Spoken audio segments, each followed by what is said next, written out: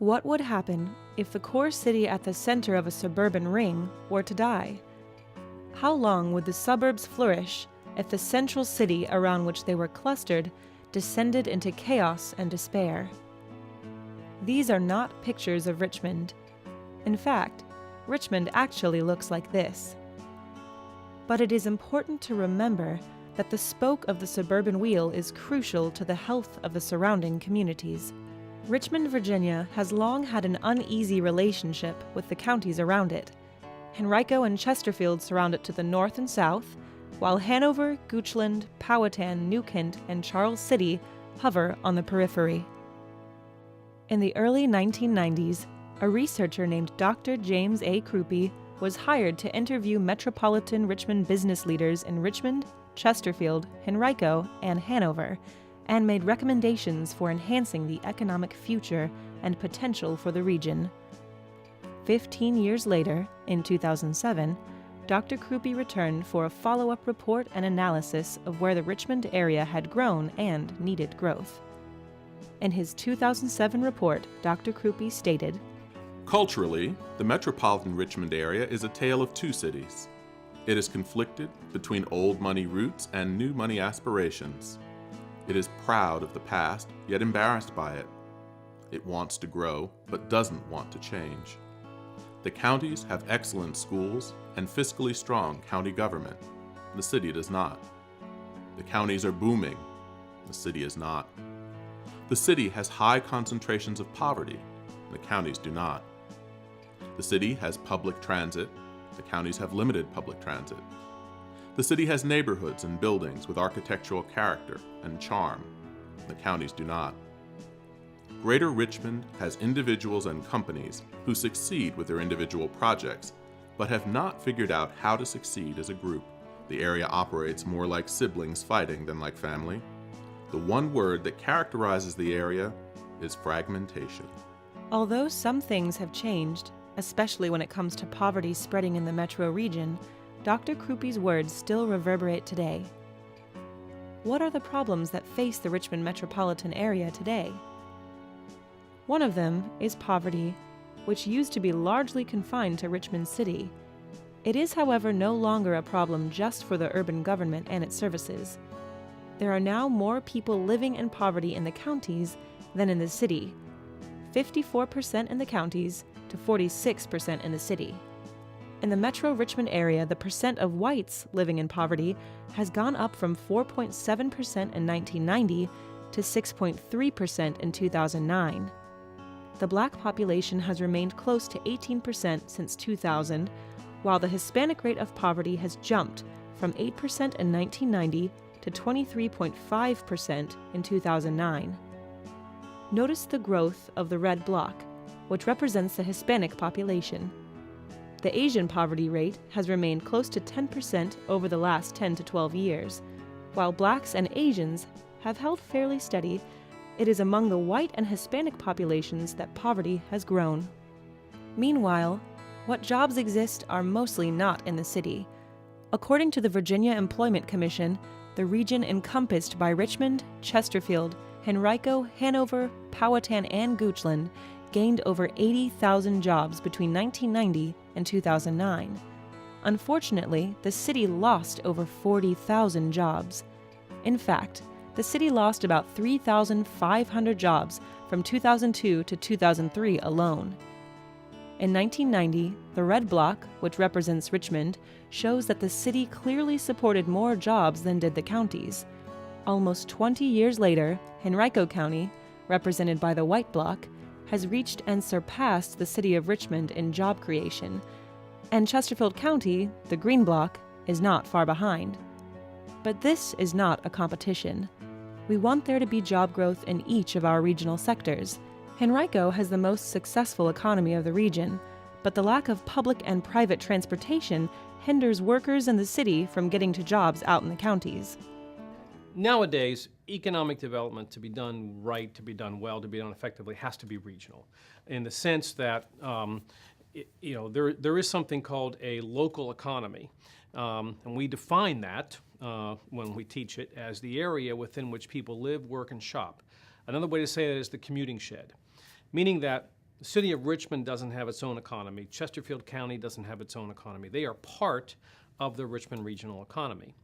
And so when we are developing, further enhancing, growing that economy, we have to think about all the parts, because a body's not just the arm and the head, obviously. It's got two legs and another arm. That's essentially, that's the right metaphor for thinking about a regional economy. So when we grow, we have to grow regionally. Now, the historical fact of the matter is we have independent political jurisdictions that were here long before the regional economy was, and they still have a value. In well-functioning regions, you can have lots of independent jurisdictions that are still collaborative, that still know how to work regionally, but then they have the advantage of being small enough that somebody can relate to them. So some communities have tried regional government, those kinds of structural changes, but that's not necessarily the way everybody has to go. It's fine to keep the independent political jurisdictions, but what's key to being successful at economic development is regional thinking. And that means that you don't say, okay, I can only think about Chesterfield or only think about the city. I've got to think about ways to grow the regional economy by working with other partners. Sometimes that means all the partners working together, but sometimes it also means 2 or 3 partners working together. Some of the most creative areas don't worry about who's on and who's off. For example, the Research Triangle area in North Carolina, they've got many more jurisdictions to work with than we do. But they are so invested in a continual dialogue about regional development that initiatives come up that some people come on to, some jurisdictions do, and some don't, and sometimes it's all of them together. That's really the best way to do regional development, is to think regionally, but still operate out of your existing political structure. The simple reason being, it's very hard to change political structures. It's not hard to to get to regional thinking if you work at it.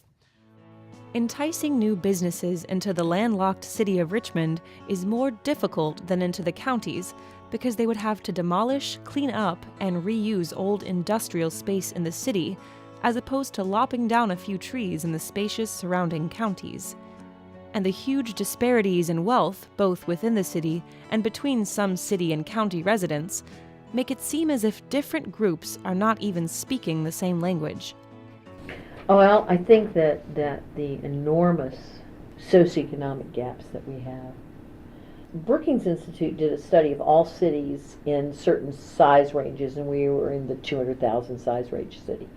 And we had, as I remember it, the wealthiest census tract and the second poorest. Poverty in the city, and increasingly in the counties, is only one of the problems faced by our metropolitan community. According to Dr. Krupe, the counties will face growing needs in areas of public safety, retirement services, investments in technology, and to provide for an increasingly multicultural public as its immigrant population swells. These challenges can be more effectively met if tackled not unilaterally, but rather as a united community. How did we arrive in this situation? Why is there such a concentration of poverty in African American neighborhoods in the city of Richmond? Poverty which weakens the city and therefore impacts its surrounding suburbs. The uncomfortable issue of race comes up frequently whenever the history of Richmond is raised. Many of those interviewed for this project claimed that race is the theme underlying most of the problems both inside Richmond and between the city and the counties. The city is black, it's majority black, and the counties are taking on more and more blacks in the county, or minorities, and they just want nothing to do with the city. They don't want to help the city. They don't want certain types of people to be moving into the county, and they blame the city. And I've lived in Richmond all my life, and I've seen it that way. Richmond is a much more racially conscious area of the state than any other place I've lived. We don't have to go back to slavery or to the Civil War to see racial policies which are affecting populations today.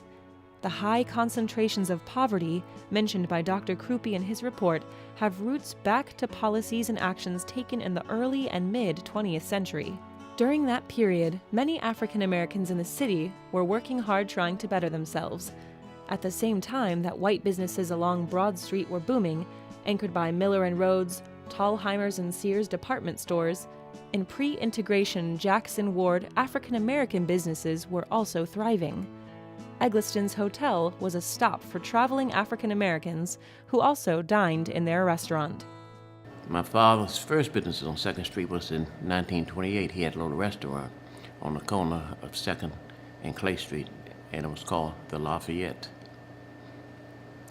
In 1938, my father bought 2 buildings at the corner of 2nd and Lee and made a hotel out of it.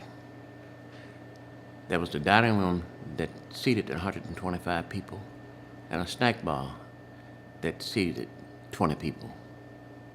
That building was renovated again around 1952, the hotel building was. I built the first motel built by a black man in the history of the city of Richmond. There in the 600 block of North 2nd Street, half a block away from my father's hotel. And then right after that, I did the self-same thing. I built the first stereo station built and owned by a black man at the corner of North Avenue and Dove. And 2nd Street was considered the mecca of black business for the United States of America. It was called the Wall Street of the South, Black Wall Street of the South. That's back during that time. And I imagine a lot of people today are familiar with 2nd Street Festival. Well, believe it or not, every weekend was like that on 2nd Street. You couldn't walk from one side of the street to the other. Between Marshall and Duval Street, there were 123 black businesses on 2nd Street. That go from service stations to a department store, 2 Chinese restaurants, 2 pool parlors, and number of other small businesses in that area. But you could almost get anything you wanted on 2nd Street here in Richmond, from automobiles to caskets. Any black man came to Richmond stayed on 2nd Street, woman or man. We housed people like the Globetrotters. We used to house the basketball, football teams that came to play Virginia Union. I have a list, or a partial list that I got from the News Leader Times Dispatch of some of the stars that stayed down 2nd Street, like Jackie Robinson, Campanella, Louis Armstrong, Moms Mabel. And it's a list. It just keeps going on. Everybody came to Richmond. 5 stair steps, Jackson 5, Martin Luther King. Under Maggie Walker's leadership of the Independent Order of St. Luke, they opened a newspaper, a department store, and the St. Luke Penny Savings Bank, which later became Consolidated Bank and Trust. Businesses operated by non-blacks in the community also provided needed services. Mr. Troy's Basement, at First and Clay, sold clearance items from Tallheimer's department store to black shoppers who were not able to peruse and try on garments at Tallheimer's. The Maggie Walker Theater and the Booker T, later known as the Empire Theater and more recently renamed the November Theater, were theaters located on Broad Street that catered to African Americans. The Hippodrome and Globe were also popular theaters in the area, both located on 2nd Street. Black families of all social classes lived and worked in the community.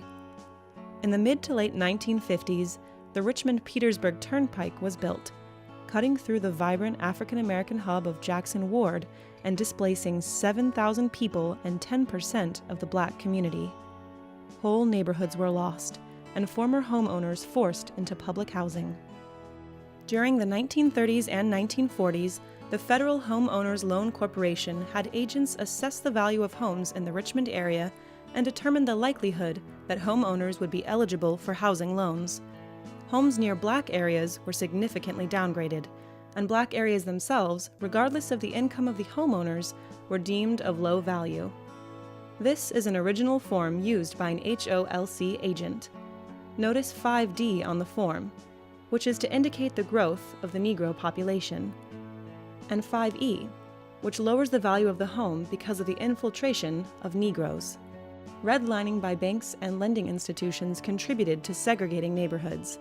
The redlined areas in this map represent the contemporary neighborhoods of Church Hill and the East End.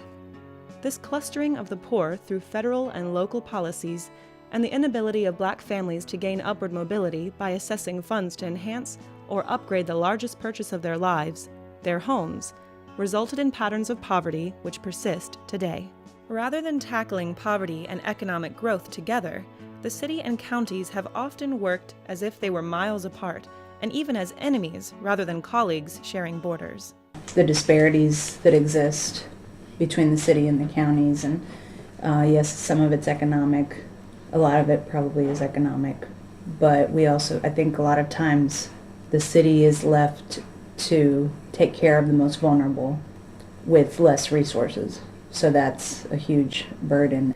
The neighboring districts were not trying to accommodate children who had special needs, who were poor or limited or had some kind of shortcoming. Counties and the city see each other as competition amongst themselves, when really we should be coming together and seeing these other states and other regions of other states as our competition.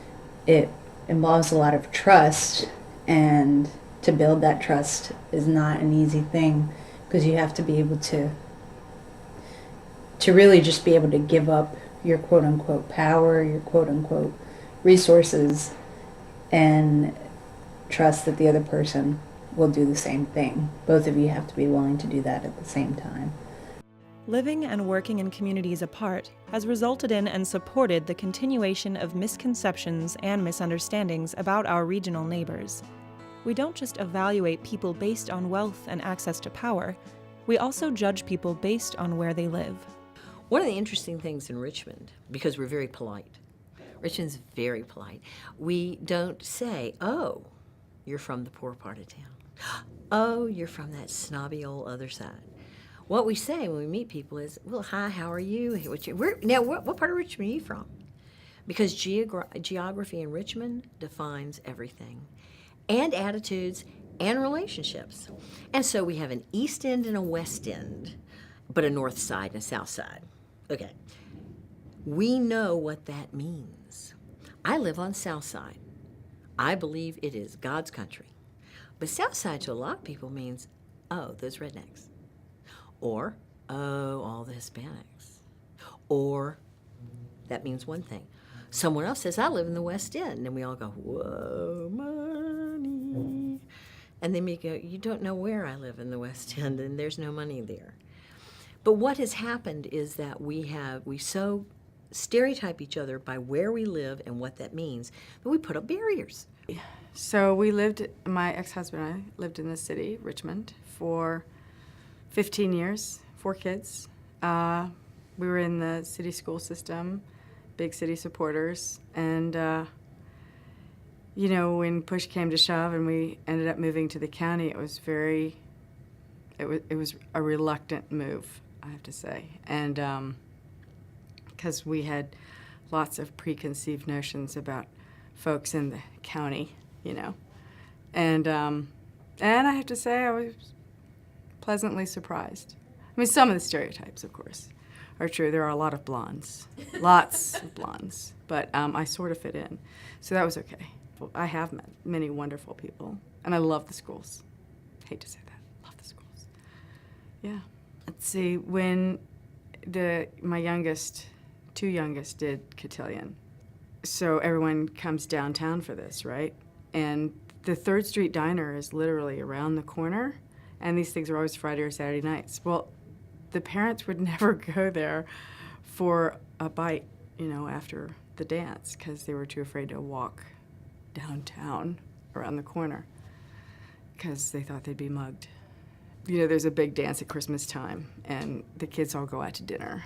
It's not a huge ordeal, but are fancy. Some kids actually go to the Jefferson, but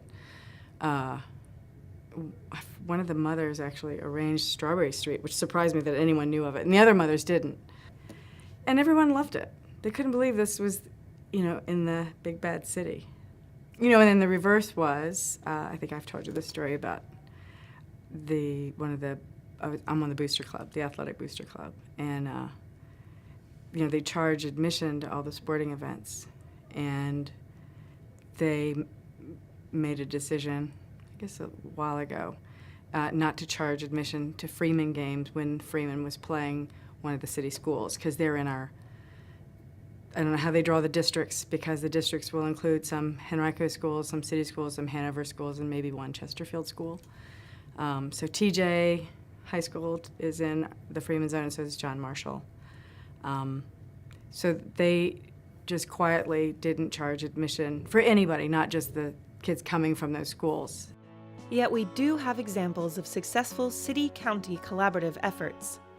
Maggie Walker Regional Governor's School, Center Stage, Leadership Metro Richmond, the Convention Center, the Richmond International Airport, the Math and Science Innovation Center, the Henrico New Kent Regional Jail, and the Richmond Chamber of Commerce.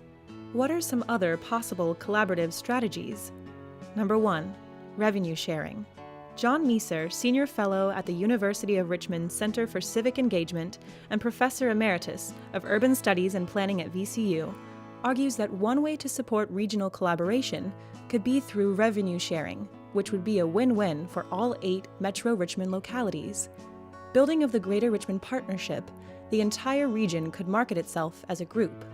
If big business came to the area, a percentage of the profits could go to the entire region and could be used to fund regional projects and to dispel inequities and equalize disparities. This has worked in other localities. Minneapolis and St. Paul, for example, have a very effective revenue-sharing program. According to Henry Marsh, former mayor of Richmond, one of the attractive features of bringing CSX to this area was its perception of regional cooperation. Number 2, the city and counties can share experience and ideas. There is expertise that the city can offer to the counties, including experience with adaptive reuse of older buildings and neighborhoods, such as decommissioned school buildings and empty warehouses, which can be converted to condos, offices, and restaurants. Richmond City can also share methods of handling and decreasing violent crime. City and county schools could share ideas for meeting the needs of students living in poverty and welcoming and supporting students from racially, ethnically, and culturally diverse backgrounds. Good. Okay, one thing the city is doing, which is really kind of inspiring, is to take the job training idea to a completely different level, because there's lots of wrap on job training is that you're just giving people generic training program, but it's not a job at the end of it. So the incentive to participate is low, and ultimately it's not a good use of resources. But they've established a Richmond workforce pipeline concept, and it's really cutting edge. But the idea is to find the employer ahead of time, get a commitment from the employer to hire someone locally if they go through the right training process. And you're taking advantage of the fact that employers are struggling to find good, reliable people. And you have people who need work. So it's not the magic of the market. It doesn't work. You actually need something conscious to put the two together. This then becomes a model that can be taken to a regional level. You know, you can see in Henrico, where you have Eastern Henrico, basically poverty level similar to the city.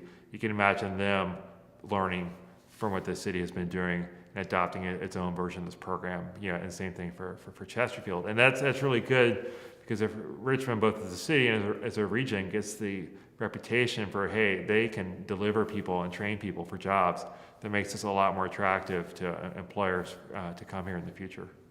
Number 3, shared delivery of services.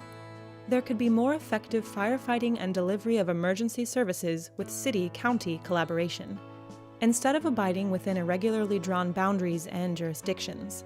Assessing healthcare needs, especially for a growing elderly population, would be vastly more efficient if we focused more regionally. City and county schools would also benefit from working together to offer services to the transient student population. According to Dr. James Krupe of the Krupe Report, the solution to the region's economic future lies in creating a nexus that involves attracting talent, creating the environment that naturally attracts that talent, preserving the beauty of the natural environment, and having the infrastructure in place to ensure that workers can easily move around the region to access work and play. The citizens of Metro Richmond need to collaborate to build that common future. How do we begin to share resources so that it benefits everyone? Mm-hmm.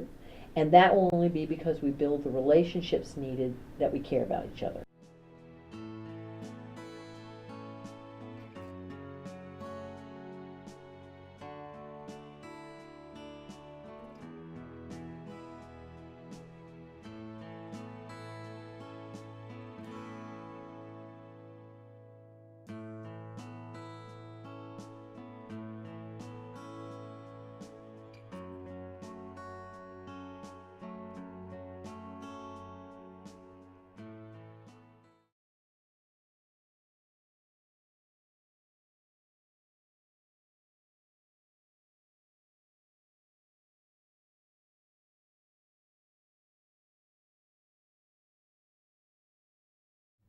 One week in every February is officially designated as National Brotherhood Week. This means that we're supposed to stop whatever we're doing, burning, killing, whatever, and love everybody else. And it's really quite a strain. Here's a song about National Brotherhood Week.